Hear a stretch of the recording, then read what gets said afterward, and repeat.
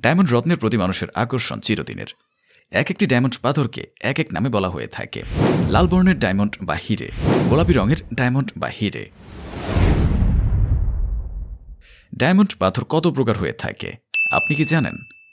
পৃথিবীতে যত হীরা পাথর পাওয়া যায় তার সবই বিখ্যাত নয় এবং মহামূল্যবানও নয়।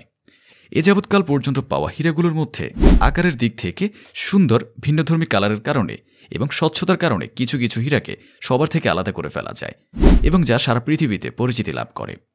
ডায়মন্ড রত্নের প্রতি মানুষের আকর্ষণ চিরদিনের। এক একটি ডায়মন্ড পাথরকে এক এক নামে বলা হয়ে থাকে। লাল বর্ণের ডায়মন্ড বা হিরে, গোলাপি রঙের ডায়মন্ড বা হিরে। D2Z রঙের হীরা গহনাগুলিতে সর্বাধিক ব্যবহৃত হয়, তবে হীরাতে রংধনুর সমস্ত রং আসে। হলুদ এবং বাদামি রং সবচেয়ে সাধারণ ধরা হয়।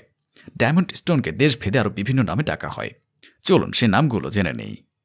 1. অস্ট্রেলিয়া ডায়মন্ড বা হিরে স্টোন। 2. ব্রাজিল ডায়মন্ড বা হিরে স্টোন। 3. আফ্রিকান ডায়মন্ড বা হিরে স্টোন। 4. রাশিয়ান ডায়মন্ড বা হিরে স্টোন। 5. কঙ্গো ডায়মন্ড বা হিরে স্টোন। আমাদের সংগ্রহে থাকা বিভিন্ন কোয়ালিটির প্রাকৃতিক আসল খাঁটি অরিজিনাল ডায়মন্ড পাথর ক্রয় করতে চাইলে আমাদের অফিসে যোগাযোগ করুন অথবা ভিডিওতে দেখানো নাম্বারে এখনই কল করুন।